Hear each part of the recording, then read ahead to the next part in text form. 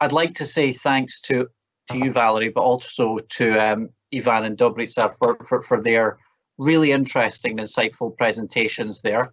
Thanks also to everybody who's been sending in questions. We're getting plenty in, and over the next just under an hour, I'll try to take as many of those questions as I possibly can. Our first question comes from John Fairbrother, which I'll read out. I'm going to come to you first, Valery, if that's okay. And I'll just read out John's first question for our panel. And it is, in 1939, Rebecca West wrote, "The Habsburgs' greatest mistake was to come to Sarajevo to teach and not to learn. Regarding the geopolitical chessboard, are we not still where we were in 1878, when Benjamin Calley set out to transform Bosnia into a model province of Central European superstate? And will we ever be anywhere else unless and until the people of the Western Balkans once again take their destiny into their own hands?" And that's a question from John, who's participated in these events. Thanks again for sending that in, John. Valery, I'll come to you first for your thoughts on that question. Sure. Well, Rebecca West is certainly a very colorful and descriptive writer. I often worry about getting too much historical or political guidance from her. However, that being said, I think that many people would agree that the Habsburgs, the Austro-Hungarian Empire's influence in Sarajevo, but in Bosnia and Herzegovina in general, really did leave some important foundational, and the two that I would note are especially the foundation for a bit more of a civil service structure, postal service and other basic public services and amenities, but also infrastructure. I mean, the water I drink is still coming through pipes that the Habsburgs laid. And so, I mean, I hope that they've been cleaned up a bit, but they really did lay the foundation for a functioning society that delivered something to people. But in terms of coming to teach and not to learn, I think this is the hubris of all genuinely colonial or sort of neo-colonial efforts, is that it is very easy to think that there is nothing to learn from the place you're going, whether you're from the United Kingdom in the 19th century or the US in the post-Cold War world. And I think that one of the benefits of what we've seen in terms of the degradation of democratic liberal values in the United States and the West right now is it gives us a chance to recognize the imperfections in our own system, and the fact that a lot of what we can learn is a two-way street. I know I often get very frustrated with hearing diplomats and donors ask me, Valery, why can't people in the Western Balkans be more resilient against extremism? When in fact, I think they're shockingly resilient. They've learned survival strategies that I think people in the United States have long forgotten because they haven't been tested. And so I think that the more we can get out into communities to talk to people outside of Sarajevo, outside of the big hotels, outside of the big restaurants, the more we can find out about what regular people on the ground would advise. Thank you. And Dobrica or Ivan, Dobrica, did you have any reflections on that question? Yeah, hi. I can speak from some of the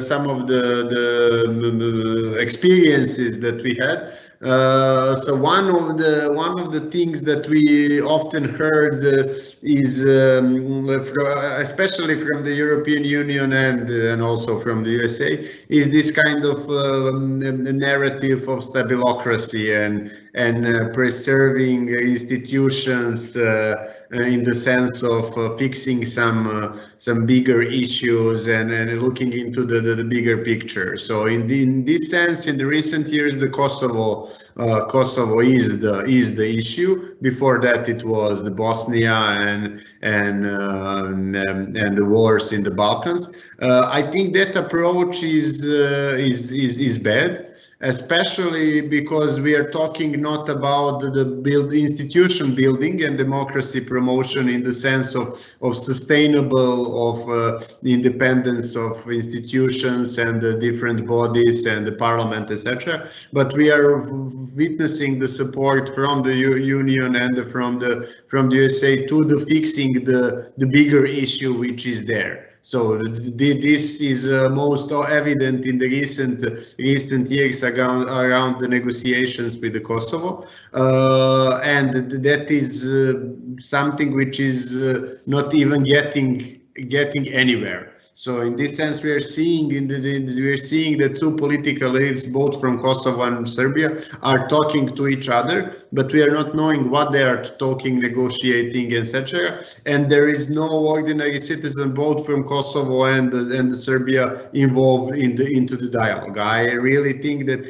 after the decades of investing into dialogue between political elites, and that not going anywhere, we should try something which is, you know, like Iceland model, or like let's bring people together, like 10 people from Serbia and 10 people from Kosovo. They will first figure out the problem, because it's like their own life they're talking about, not the political elites, which are then having their deals on the one side. On another side, I really feel that there is a bigger issues, like for the ordinary citizens, and they're like they know what is happening. They know that Kosovo is independent country, and they're like, we just wanted to bringing those people more together and to cooperate and to work and to travel and to exchange. There are plenty of things on which we can cooperate and agree, but on some level, I guess it's easier than for the political elites to wanted to make the big fix and the whole fix at one point. And we saw that in this Trump performance with the Vučić and the Kosovo guys on the White House. It was totally ridiculous with the paper, but yeah, that is the I guess it's easier when you're in that position. Is easier like that, bring people together, make the photo opportunity, and then yeah. Okay, thank you. Ivan? Yes, thank you, Stephen. Very short. I think that people in the Western Balkans had started to take their destiny into their own hands, slowly but steadily, and this is a process that should be amplified by like-minded people as much as possible and to the extent possible. But then also we need to give people time, because there are many structural factors that influenced societies today to be as they are. I had a very good professor in economics when I studied in Skopje for my BA, and he used to say the people in Macedonia are extremely economically elastic. This is what he used to say. What he meant is that an average citizen of Macedonia can learn to live with 300 euros, then with 270, then with 250, ultimately with 50 or less.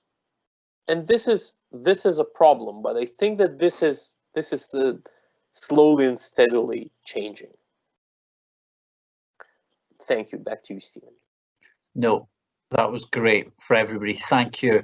And we've got some good questions. I'm going to come on to the next question, and what I'm going to do is I'll be coming to Dobrica and then Ivan and then Valery finally for the next question.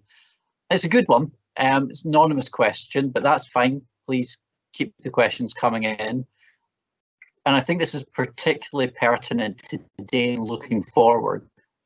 Could each of you reflect on how the EU and US have helped or hindered your efforts to entrench accountable democracy in your country? Was there a differentiation between EU member states? And also, how has the Trump administration affected this dynamic? What would you like the policy to be? So quite a wide-ranging question, but I think quite an important one about the effectiveness of the EU and the US. Dobrica, can I come to you first, please? Yeah, I guess I a little bit talk about that on the previous thing. Yeah. So previous thing. So yeah, maybe somebody else can also reflect about that. Ivan, is there anything that you wanted to add to that question? Absolutely. In terms of the mobilizations in Macedonia, the EU and especially the United States played a very big, at times crucial role on how some events took direction. So definitely the US embassy in Skopje at that time played a crucial role to push Gruevski to ease in a bit on some of his authoritarian activities. This is kind of an information that came from multiple sources, so it was done pretty straightforward. And that time, Ambassador Jess Bailey made things very visible. Like, it was not something done very tectonic, but it was pretty straightforward. In terms of the EU's involvement, it was much milder, and of course this was expected, since it spoke with 28 voices at that point. So there were member states that were very supportive of democratic change. For example, Germany. There were friends of that time ruling VMRO-DPMNE, and they're still friends. So Orban's ruling Fidesz party in Hungary. For example, the French were completely not interested at that point of what's happening in Macedonia. So in terms of the EU, there were definitely different interests or approaches. But yes, this path to democracy at that point was slightly paved with the help of international friends and allies. In terms of the Trump administration, I would not comment, because it happened change in the US happened when changes in Macedonia had already been completed, at least to a large extent. So it didn't play any role.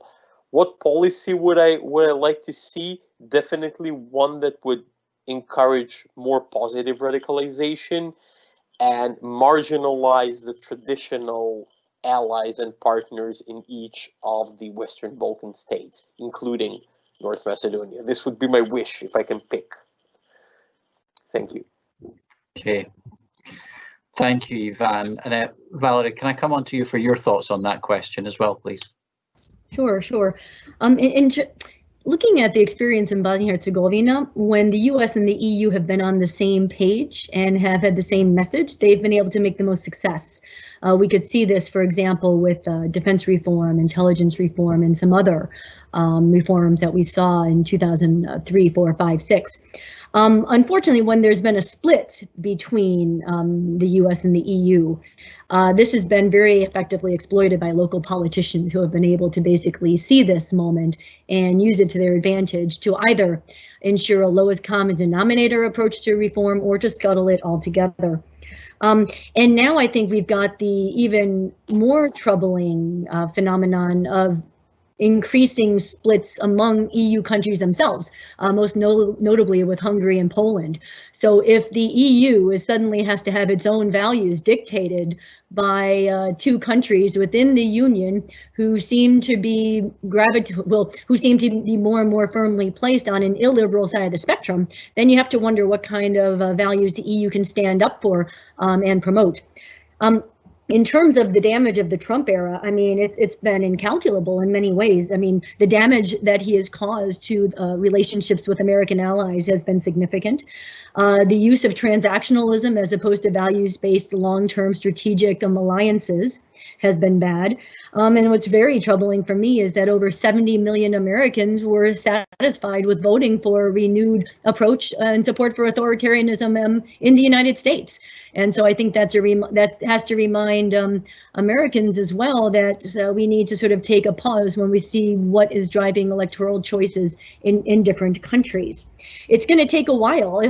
Actually, we'll never be able to rebuild this relationship. We can start to try to reconstruct it, but it's not an issue of trying to go back to something or turn the clock back. In some ways, this might be a good thing. One can definitely argue that previously NATO had been a bit too much balanced with the United States playing too much of a role, and that having a more even burden sharing and leadership position could be good for the alliance in the long run, but that still needs to unfold. I think that in the bigger picture, what really worries me is that all of these challenges over the past few years, but also currently, to multilateralism, to the EU and its internal struggles about the values it stands for, have been playing out at the same time as we've suddenly seen Russia decide to unfreeze a frozen conflict in Nagorno-Karabakh in a month. And so I feel like a lot of organizations are fiddling while Rome is burning. I'm thinking about the OSCE, for example. One of the legacies of the OSCE has been a generation of frozen conflicts, which were sort of seen as being in a process of transition, and at least were not hot conflicts. But if Nagorno-Karabakh could be so quickly tackled, and I'm not making a judgment that this was done in a good way, but if this was done really without a peep, you have to wonder about the role of the OSCE as a security organization. Same with Belarus.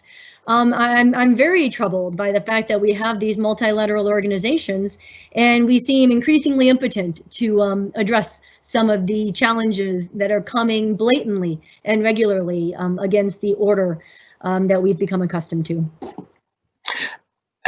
Valery, I'm going to be a little bit unfair to you here because I think you raised a couple of really interesting points there. Before I come on to the next question, we have a new administration coming in the United States. I think I can say that without being too controversial. We've also got in the United Kingdom on the 1st of January, one way or another, the UK is going to embark upon uncharted waters, what it calls Global Britain, but it'll be a very different actor in the years ahead. What would when it comes to engaging with the Western Balkans and the responsibilities, what would your advice be to, say, the Biden administration in Washington or to Dominic Raab in London? Mm-hmm. Sure. Yeah. Well, I think the first thing we need to really do is once again demonstrate that there's an interest in engaging based on the values of good governance, human rights protection, and accountability that has unfortunately been overshadowed by the transactionalism we've seen, and that was most notable in the Kosovo-Serbia Rose Garden ceremony, which wasn't based on any actual change on the ground, and which was very cynically seen as being a way to tick the box at a solved problem in the Balkans before moving on. And that would lead me to the point that I think that it would be good for all of these countries, the US, the UK, and the Western Europe, to move away from this always wrong-headed notion that first you solve North Macedonia, then you solve Serbia, Kosovo, then you solve Bosnia, Herzegovina. That's always been a facile sequencing because number one, it suggests that all three are somehow interrelated, and unfortunately means that it opens up it whets the appetites of some who believe that they should get something in return for something given in a previous negotiation. So, for example, when people talk about a land swap between Kosovo and Serbia, then all of a sudden people start saying, well, wait a minute, if there's a land swap there, then we should get part of Bosnia, Republika Srpska, Herzegovina, etc. And so deconnecting those from one another is important. However, that doesn't mean that you don't have a regional push to try to engage the area more thoroughly in terms of broader democratization and, even more importantly, anti-corruption efforts grounded in a firmer commitment to the rule of law. I worry that a UK foreign policy more independent and disengaged from an EU policy will mean that now we have to contend on the ground with three different liberal actors as opposed to the two that we've been struggling to deal with now. So instead of running around to try to harmonize two different sets of ideas, we'll have to do it for three. I know over the past couple of years, the UK has been quite vocal in noting that Brexit would not affect their foreign policy in the Western Balkans, and has noted that, in fact, they're spending more money here. However, I'm not really seeing that this money is being spent in a more coordinated way, or in a way that's really grounded in a more agreed strategy that's sort of shared by all of the liberal actors who want to see membership in transatlantic institutions moving forward. So I think that all three blocks, as much as I hate to use that term, will need to sort of sit together and make sure that they've got a common strategy. I think Biden will need to recognize that the biggest relationship on this will be Berlin, and trying to ensure that they have Angela Merkel and then her successor on board with putting together some plans for engagement in the region. And then hopefully as well, the UK will be able to sit down and have these discussions as well, instead of trying to go it alone. Thanks for that, and sorry for pushing you there, but I thought that's now really, we're at such an important turning point at the moment. I'm going to ask the next question, but I'm going to go to Ivan and then Dobrica for the question, and then finally to Valery. Before I ask this question, I'm going to ask that you both to maybe reflect on what Valery's just said, because we have this change in foreign policy in Washington, and in London as well. And I'd be interested to get your thoughts on what your advice would be to those making foreign policy in London and Washington. But also, and I'm going to ask you this question. This question is probably the question that should have come last, but I'm taking it in order. I think it's a really good question. What do you think the region will look like in another 25 years? How optimistic do you feel about celebrating Dayton at 50? And it'd be good to hear what you think about what those external actors should be doing as well, what should be happening internally. So Ivan, can I get your reflections first, please? Sure, thank you, Stephen. Well, unfortunately, I'm not such big optimist how the region is going to look in the next 25 years. So I think that it's going to be much worse before it gets any better. And now I mean substantially better. Of course, there will be small wins here and there, but in general, I think that it's going to be much worse before becoming better.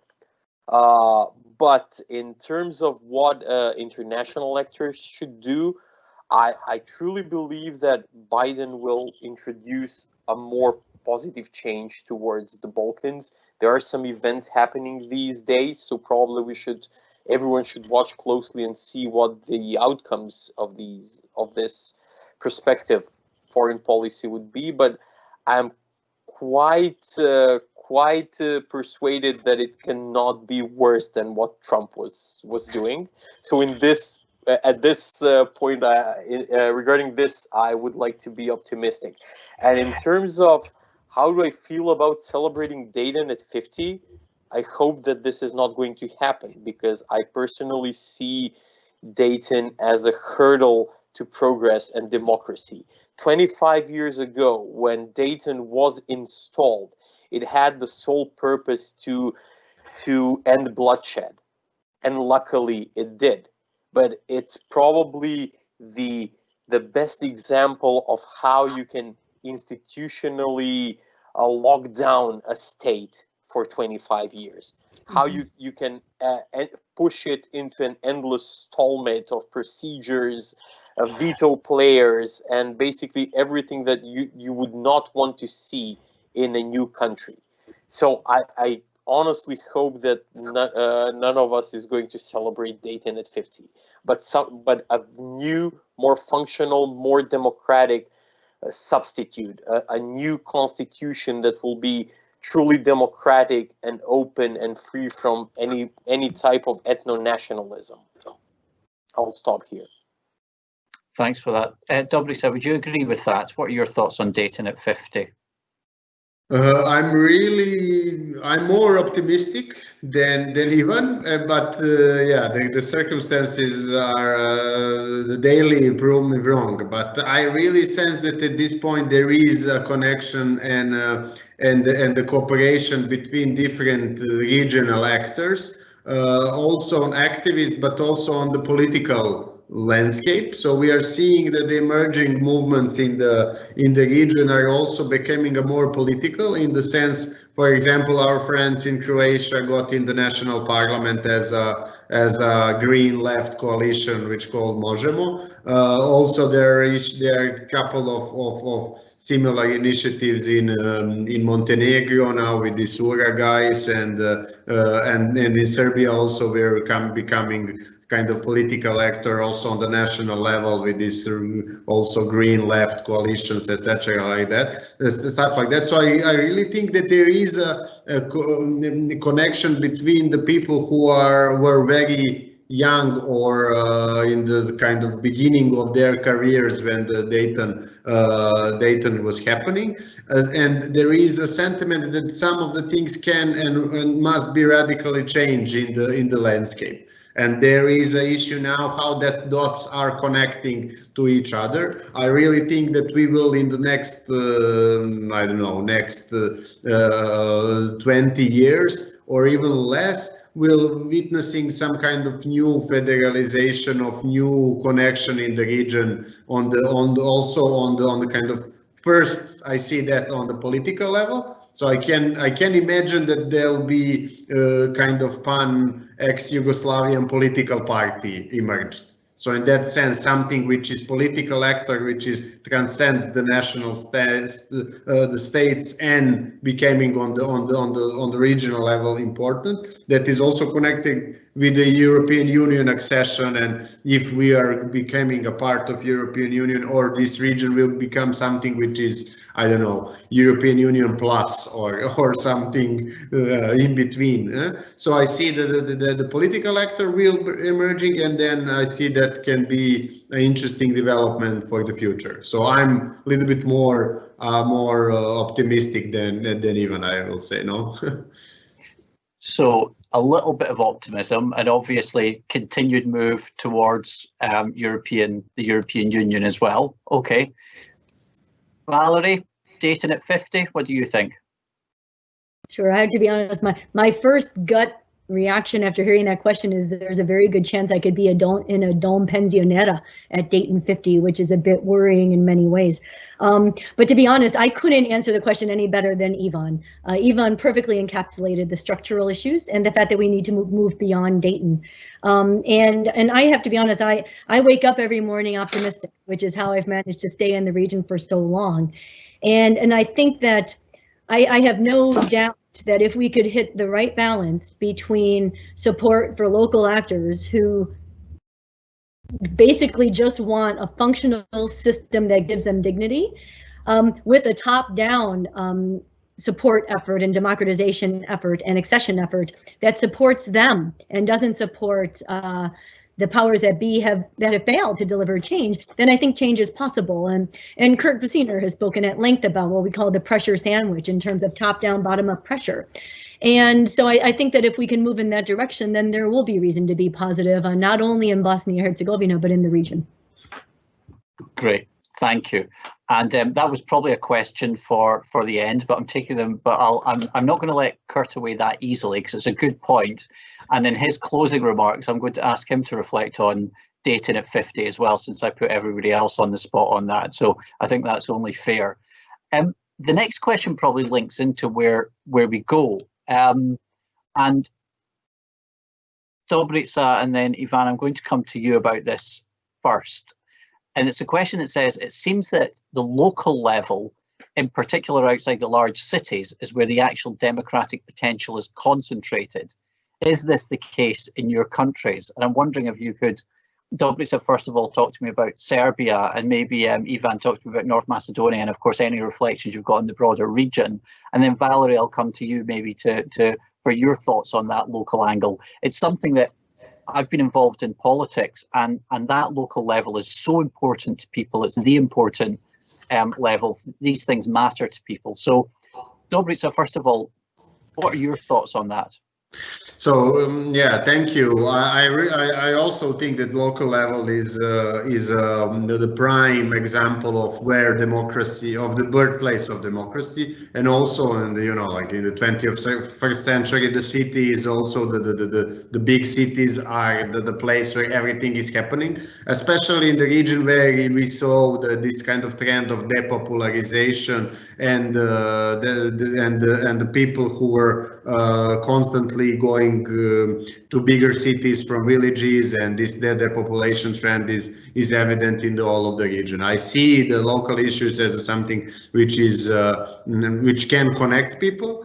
I see that the local issues are also kind of way of solution of more involvement and activation of the citizen in the political life, because what we witnessed in the previous years is that political elites are taught us that you cannot, for example, this issue with the negotiation with Kosovo is, but that are like big things, they are more complex, you cannot know, you need more to be involved, etc. But on the local level, I really see that is a potential of people have a knowledge of how things can be fixed, to say like that, and how the governance models also can overcome the crisis of democracy.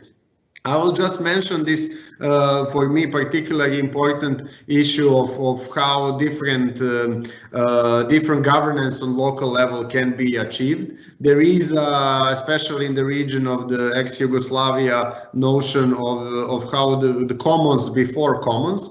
There's the issue of the local self-governance, which was basically constitutional right, and how the constitutional democracy was built. So idea was that on the local level, through the local forums, which consisted the three pillars of democracy itself. So representatives of the local population, representatives from the political party, and the representatives of the local businesses were entitled to get decisions on the local level. Then they decided about the delegates which go to the municipal level, and then all those goes to the upper levels. The problem with that was the one party and system, and then you got the people from the same party and from the companies which are state owned, and the local population which is also in the same party, and they're deciding what the party is saying. But I'm mentioning this because this can be upgraded with the usage of the modern technology also, as a way of how you can building up from the bottom up and inducing from the local teams and topics to the how the city should functioning, for the sense how the participatory budgeting can be implemented on the local level and then transcend to the level of the city, for example. Okay, thank you. Ivan, have you got some thoughts on this as well, please? Yeah, sure. Very short. I fully agree with what Dobrica just said. I just want to shed light a bit on the particularities on the Macedonian case, because unlike it usually happens that you have these big democratization movements, you have many grassroots involved, and it's all gone local basically. The democratic potential in terms of the movement in Macedonia was concentrated in the big urban cities on central level, especially in Skopje. If you look at the movement in Bosnia, Bulgaria, Greece, diffusion of protest happened much faster, much stronger, while the core of the anti-governmental movement in Macedonia were in Skopje. And even nowadays, when VMRO has taken the streets and protest against Zaev, there is a bit of protest diffusion, but again, it's the center, the capital. But okay, these protests are a bit different because they don't contain a lot of democratic potential in themselves, but still this tradition of protest in Macedonia is a bit different than in other countries in the region. Yet, this is one of the reasons why full democratization did not fully happen, because it was not original enough, it was not grassroots enough. It was much top-down driven, and the international community played a role here as well. And this is why the country, as well as the region, need to go in a process of further democratization that will be more genuine, more bottom-up, because as Dobrica already reflected, I mean, this is where democracy happens. There is no other way than a bottom-up approach in order to get things moving substantially. Thanks. Thank you. Valery, it'd be good to get your thoughts on that and on what's just been said as well, please. Sure. No, as soon as you mentioned the question, I was thinking of my second favorite book by Benjamin Barber, which is called If Mayors Ruled the World, Dysfunctional Nations, Rising Cities. And I think that's critical. And one of the points he makes is that we're now seeing in this polarized and ideologized world that nations are being so torn apart by ideology that they're not getting anything done, while mayors need to pick up the trash, need to keep the lights on, need to pave the roads, need to make sure there's parks, etc. And so I think that's a message that we really can try to keep getting behind everywhere. I was on the project that I was working on with DPC and with Eurothink, with Ivan's colleagues in North Macedonia. We did a lot of field travel around Bosnia just before the pandemic started, and then again in June, visiting small communities in smaller towns, Bihać, Bosanski Petrovac, Mrkonić Grad, places that most foreigners never go, and diplomats hardly ever map. And the two things really struck me. One is that so many of them have been getting more and more emptied out, and you can see this, you can feel that some of these are becoming almost ghost towns. But at the same time, you see that these communities had bones. They had a town center, they had community centers and youth centers and cultural areas, and that it was livable. And there are people who are seeing that and who are recognizing that if they had the chance, that they would like to live in a livable, smaller town, as opposed to being forced to emigrate and live in a city where they may be anonymous. I think it's going to be very interesting to see what the long-term impact of COVID-19 is, of teleworking that we're seeing, of the impact of climate change and the environment and greenhouse gases, and the fact that we're suddenly seeing how much cleaner the environment is without people commuting, and how this could affect rural development strategies. I was in a webinar last week where a woman here in Bosnia, an activist and an engaged citizen, noted that Bosnia-Herzegovina does not have a rural development strategy, and that this can also help to really explain why many of the rural areas are depopulating. And I heard that, and it frustrated me. I thought about the United States, which doesn't have a rural development strategy, and which is something that the incoming Biden administration has noted is needed. It's exactly that big red expanse in the middle that has been ignored since the early 80s, since we were taught that government is bad, since we were taught that private equity is good, and since basically all of the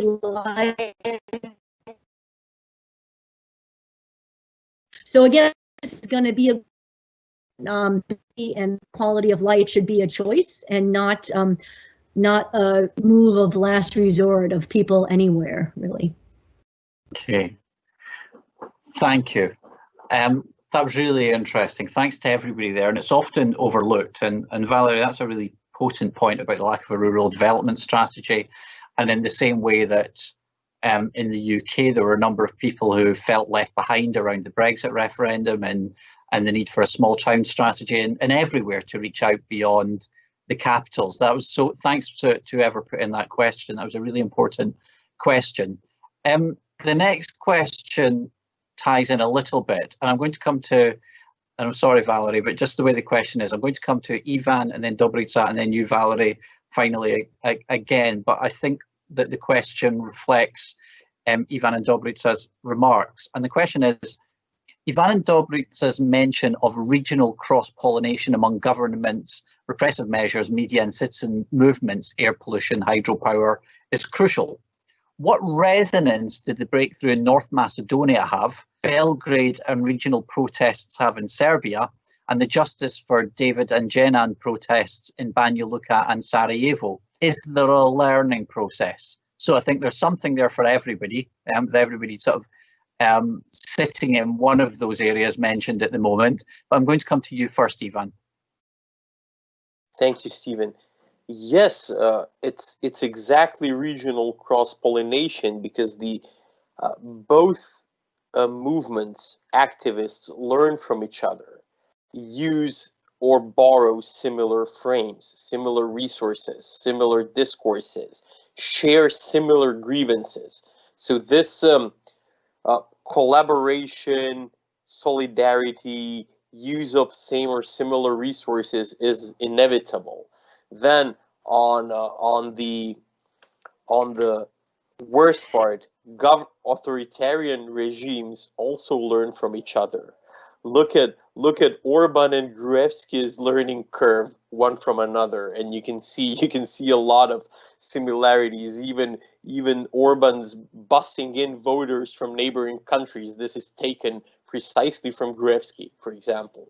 So this is inevitable, but it's good in terms of movements and protests. It's very good, and Dobrica already slightly touched upon the transnational collaboration and mobilization. I have myself participated in several forums that kind of fostered exchange of views and field trips between activists, and this was really, really good. At a certain point, it became pretty much institutionalized because it was driven by a very mainstream party and its foundation being active in the region. So this is why it lost a bit of its authenticity, probably, but it was still a good opportunity for activists in the region to share rooms and forums where they can discuss ideas. In terms of air pollution, hydropower, people mobilize much more. You can see the cases in Serbia, in Bosnia, but in Macedonia as well. You have this anti-mining and anti-fracking protests. You have the protests to save a certain environmental oasis and to proclaim them as and protect them as national parks. So you have a lot of these bottom-up elements in terms of environment and ecology, and this is extremely important because in order to reach any kind of change, we first need to survive. And air pollution in the region does not help us to do so. So, yeah, thanks, Stephen. I'll stop here. Thank you, Dobrica. I think that there is a lot of learning between an exchange between the activist groups, organization, whatever. I see that there is all of those things are kind of bits and pieces in one big puzzle, which is called democracy. So, and it's for us also, it's kind of, you must understand it's easier because of the language. So this issue, when something is happening in Bosnia or in Macedonia and Montenegro, it's easier for you to catch up with that because it's the same language. And then it's easier to translate, and there's similar background and like pop culture, and you can connect to each other. It's kind of similar language to in Macedonia, but we can understand each other. I guess that is a very big plus. Not so I see that as a combination. We saw we also did this kind of solidarity protest from Justice for David and Jenan here in Belgrade. I got sentenced for that protest for, I don't know, some money sentence, because we hold the protest without first having the applying to the police for that. In Serbia, there is a law when you are organizing protest. It's all of you can do whatever you want, but you must apply. You're not applying, you're just saying to the police that you hold something. And by the new law, it's like 7 days in front. And then, you know, when something happened like that, you cannot plan 7 days in front. You must have it now. So we held the protest with the people, and we had this big banner, "Justice for David and Jen." And it was important for us to show both waves and also both things in Bosnia. But yeah, there is a learning curve and there is a connection between people, and we are talking a lot about the issues. And yeah, of course, that can be improved on the sense level, but it's when it comes organic as it comes, then it's better than when you have some big actor, as Ivan saying, as a foundation which pushing the agenda, and then people cannot trust it at all at the beginning. Okay, thank you. Valery, would you like to comment as well, please? Sure. Just about a year ago at the Parliamentary Assembly building, and there was a hearing, basically a large full long day discussion that was about the justice system in Bosnia and Herzegovina. And a lot of activists and people who had been involved in the Justice for David and Justice for Jenan movements were there. And there was very strong solidarity in terms of them speaking out against the injustice, the lack of process, the lack of fairness, and the general corruption in the justice system. And it was really motivating to see that it wasn't an issue of Republika Srpska versus Sarajevo. It wasn't an issue of us versus them. Everyone was supporting and clapping for one another because they all saw that they were suffering under the same system. Unfortunately, the Pribe report, which had been issued by the European Union and discussed in that forum, was basically forgotten by the European Union and other partners, both because of the difficulty in tackling these issues, but then also because of the pandemic. In terms of a learning process, the two thoughts that come to mind are, I've often witnessed, and again, as a foreigner who's been living here for quite some time, I've often witnessed that some of the best street activists are understandably leery of or resistant to having any engagement with outside actors that might make their own movement seem like it's foreign or not domestic and not locally driven. And I can understand that, especially after having so many years of so many foreigners here.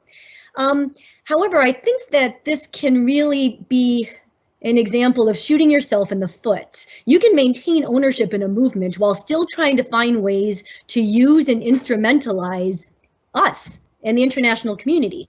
And a specific example I'll give is in 2012, when there were these plenum protests throughout Bosnia and Herzegovina, and especially in Sarajevo. And I remember speaking with an activist who was involved in these. And I said, you know, are there any messages you would like me to send to the US Embassy? Are there any messages you would like me to tell diplomats when I see them? And I was told categorically, no. We don't need you. We don't need the international community. We can do this ourselves. And I said, well, I understand that and I can respect that. But please understand that political party leaders, the elites, are on the phone with ambassadors in the European Union and people in Brussels every single day, advocating, pushing their agenda and using us. And if the bottom up, if the grassroots of the citizens could just as effectively try to use us, then it might help to level out the playing field a bit. And so that would be my message is there's a way to work with the international community while not selling your soul that could actually help in terms of pushing forward with some of these goals.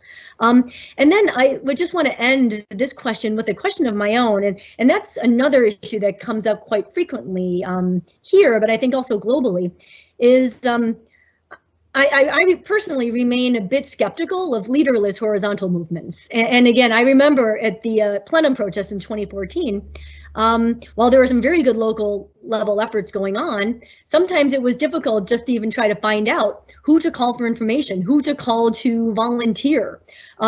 Embassies did not know who to call to see if they could do something. And there comes, and again, I think I would have to engage with the literature more on this to find out, you know, at what point, you know, can the horizontal movement create the capacity in the base, but then when do you need some leadership? When do you need some structure? And again, this is not unique to this region, but it's something we see globally. But I think it's worth discussing and trying to figure out how to deal with in this fairly new contemporary reality. Okay, thank you for that. I know you've posed a question, but I think just given time, we've got one last question that's come in. And Valery, I'm going to come to you with this question because it relates to something that came up in your opening remarks.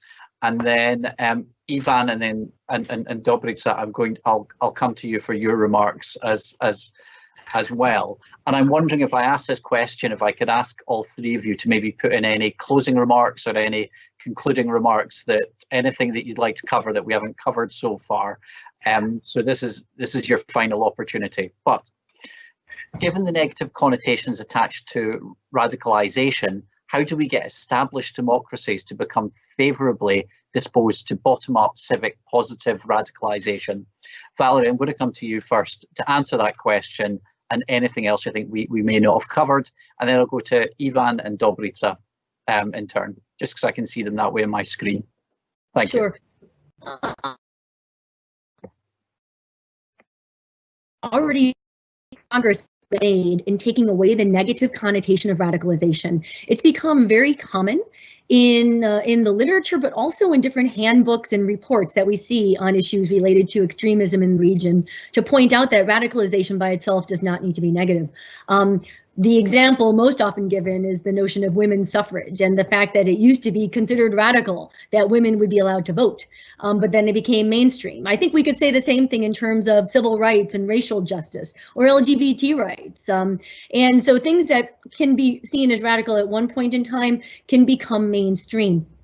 The issue is that of means and whether or not violence means are used in achieving what one might think is a radical goal or peaceful means. And I would say that would segue me into an additional part of your comment, and something that sort of troubles me is it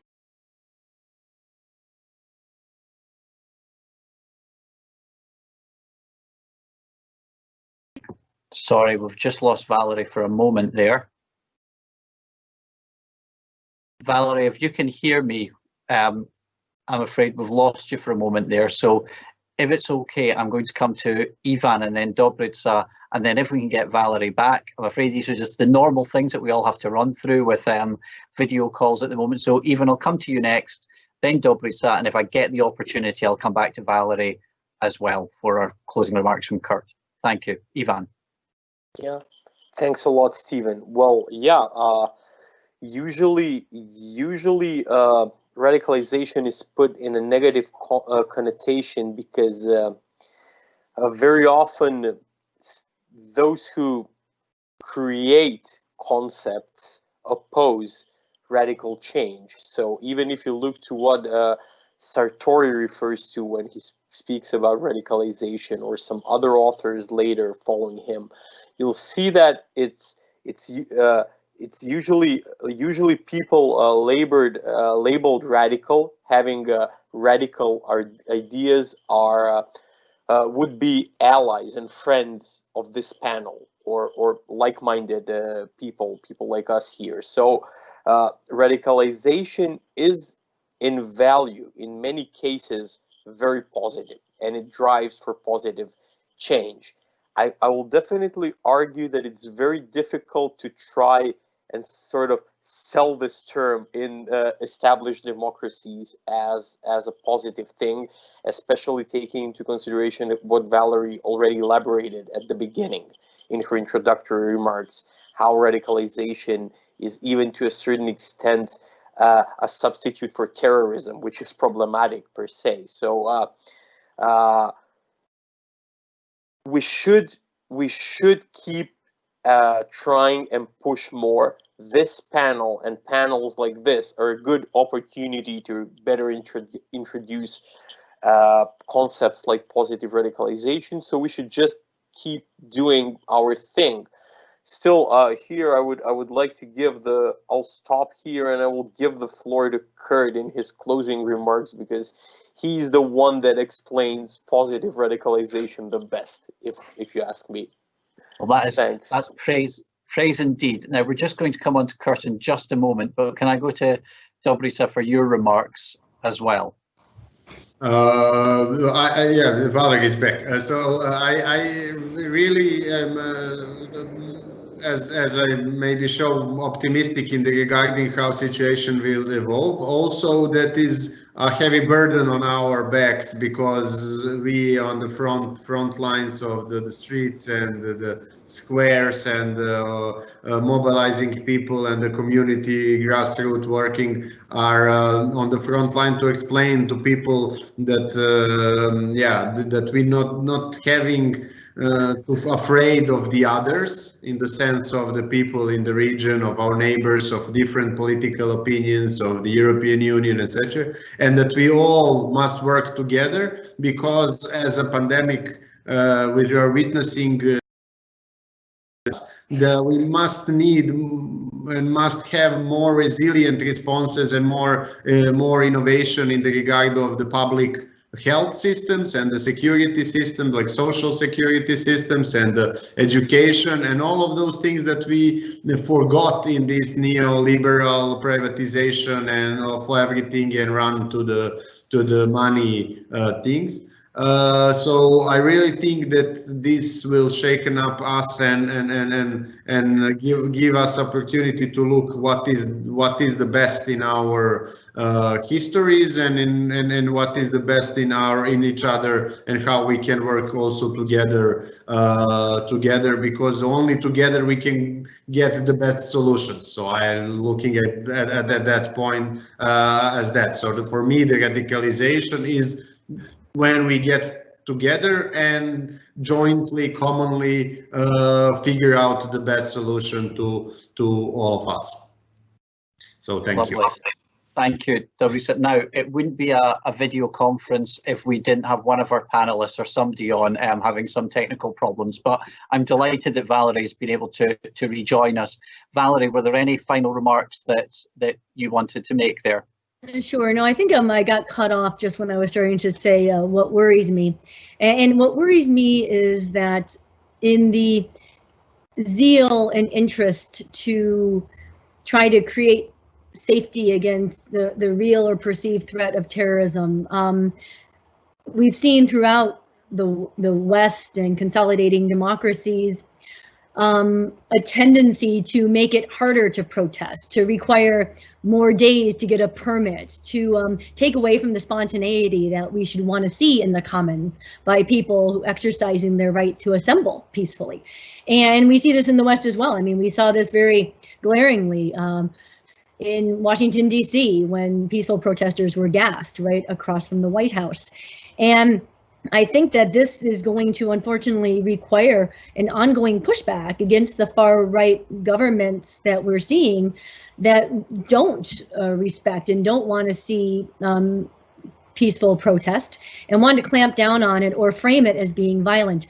And this is something that protesters have had to deal with for forever, is how to ensure organized peaceful protest when there can be either organic spoilers who will capture media attention and paint the entire movement with a negative brush, or there can be spoilers that have been sort of planted by politicians who don't want the protest to move ahead peacefully. And while this takes on new dimensions with social media, it's not new. I mean, we saw this with the civil rights movement in the 50s and 60s as well. So I think it just requires understanding and remembering of what works and what doesn't. And I think what would keep me optimistic on this, at least, would be that we are at a space now where there's more of a chance for global solidarity. I'm hopeful that, again, a Biden administration will be able to have a recommitment to these values, a recommitment to freedom of speech, peaceful assembly, and to these rights, and that hopefully there'll be a stronger moral stance taken against the abrogation of these rights that we're seeing in Belarus, that we're seeing in Hong Kong and China and elsewhere. Lovely. Thank you. Thanks for that, Valery, for those final remarks, and also thanks to Dobrica and Ivan. I'd now like to hand over to my colleague and really the driving force behind this series of events over these past few weeks, Kurt Bassuener, just to say a few remarks to round us off before my colleague Tim Wilson and I make some very final remarks. Kurt, can I hand over to you, please? Well, Thank you very much, Stephen. And I'll try to be brief. I mean, thank you all. My thanks to all three, Valery, Ivan, and Dobrica for their remarks and wonderful answers. Really dealing with the forward-looking panel and what was a series that we wanted to take our viewers in real time and post hoc through, how we got to where we are. So we started with Alan Little and looking backwards with Tomasz Kamusela and Sonia Becerko, where we are now in Bosnia and the region in our last two panels, and where we can go. And you all did that brilliantly. I think what I came out of this with was a sense that we've seen the regression in the region. I think it's not just been static, but we've regressed in the past decade and a half in a lot of important ways. And the progress that we have seen has been bottom-up driven, almost exclusively. It's been supported sometimes, but usually it's been supported because we external actors have been put on the spot and forced to react rather than we're the prime movers in that. So we still have sort of a zombie policy in the West, in the European Union and the United States toward the region. So we did this at a fortuitous time. We pegged this to the 25th anniversary of the Dayton Peace Agreement because that was a time for reflection. What we couldn't have known for certain was that we would be in this liminal time where we're looking at hopefully looking at a new administration that's being constructed as we speak in the United States. Reconstructing the transatlantic relationship is a huge priority of this administration, and the content of that, the values base on which the Biden administration ran its campaign, transcends just the domestic realm. So I think that this comes to a number of remarks that you all made. I think there's a recognition that things are not going in the right direction in a lot of ways in the region, or they haven't been. Statements on this panel notwithstanding, which is what gives me hope. I'm also an optimist, a frustrated optimist, but an optimist nonetheless. About the region, and I think to quote John Lewis, the late John Lewis, progress has been made in the region by people engaging in peaceful, good trouble, and that is what all of you have discussed today, and I'm very grateful for that. This production would not have been possible without the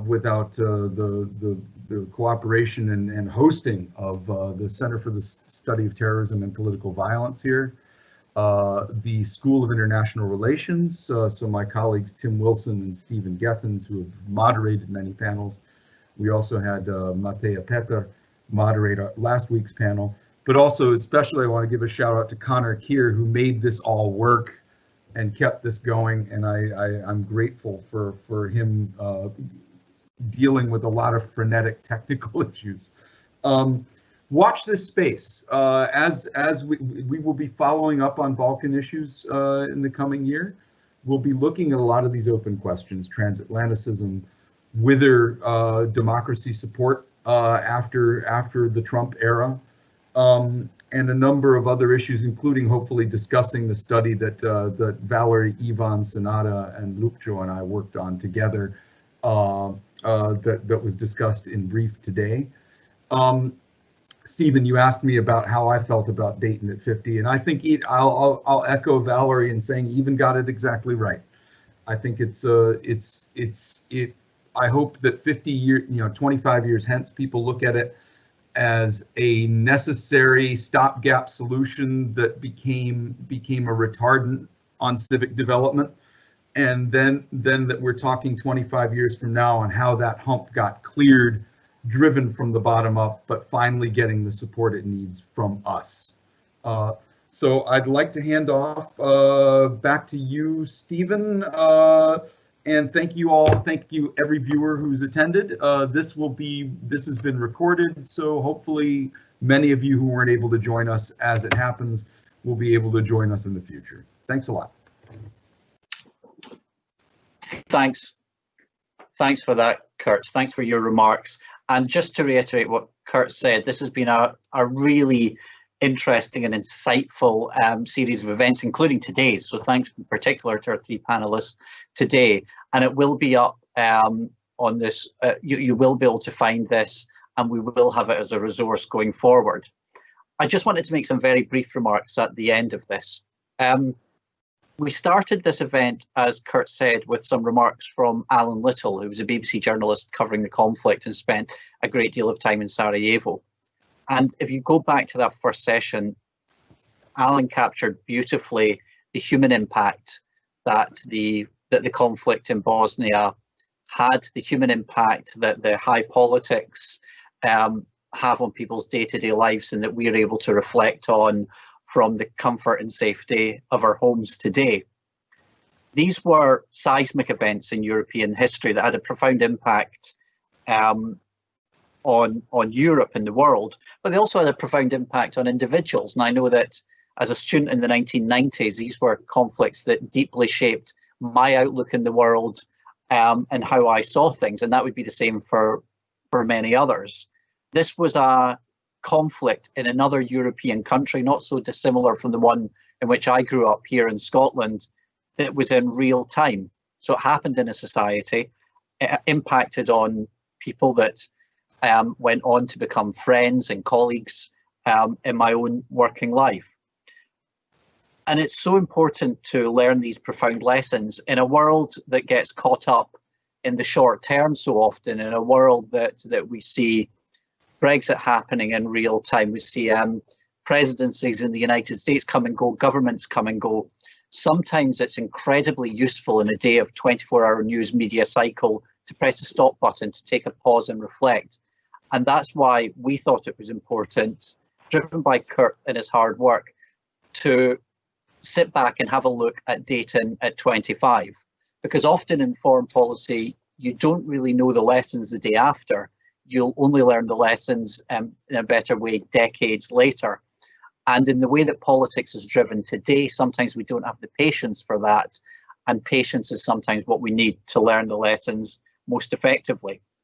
And I was really pleased to listen to that final question. What will Dayton look like on its 50th anniversary? And it will have a 50th anniversary one way or another. And I hope that the Balkans continues to move towards further European integration with its European partners. I hope that the UK and other European countries and the US will continue to have a positive role in that. But that takes investment and that takes political willingness, not just in the capitals of the Western Balkans, but also in the capitals across Europe, North America, and beyond as well. So we all have a job in keeping that in the public eye. There's always a need for a long-term approach, and a long-term approach is often lacking in politics, given the short-termism of electoral cycles. And I want to end up by reflecting on a point actually that Valery made, and she was reflecting on frozen conflicts that sometimes seem easy to forget. Yet over the past month, as Valery rightly pointed out, we saw frozen conflict in Nagorno-Karabakh from well before the conflicts in the Western Balkans of the 90s that kicked off at the end of the 80s in Nagorno-Karabakh, that became a hot conflict again, having a devastating impact on the people who live there. And that's worth reflecting on. I was glad that Valery brought that up and reminded us of that. So, as a final remark, like Kurt, I'd like to thank Connor for doing so much work to make this happen. It wouldn't have happened without Connor, frankly. I'd like to thank Kurt for being the driving force behind this and making it all happen. As Kurt said, please watch this space at the University of St Andrews as his work will hope to continue in the future. It's such an important bit of work. And finally, thanks to my co-moderator, Tim Wilson, who I'm going to hand over to just to close us off. Thanks, everybody, and over to you, Tim.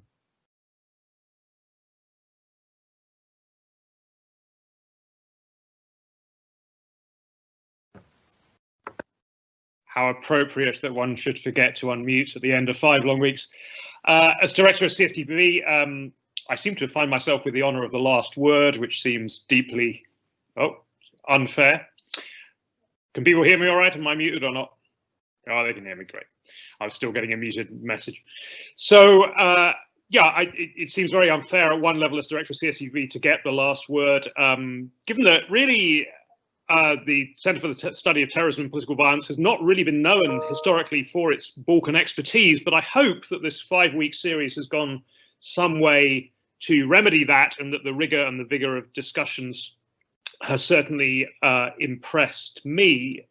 And I think that really it has set out, or has accomplished what I hoped it would set out to do, which is to range widely, both within the Balkans but also outside, and to reflect deeply and perceptively on the links between politics and political violence and non-violence. Again, the point was made today about not how many foreign fighters come from Bosnia who ended up with ISIS, but relatively speaking, how few. And I think it's those sort of connections or lack of connections that really are where many of the most interesting questions lie, at least from the point of view of the centre that I have the honour of directing.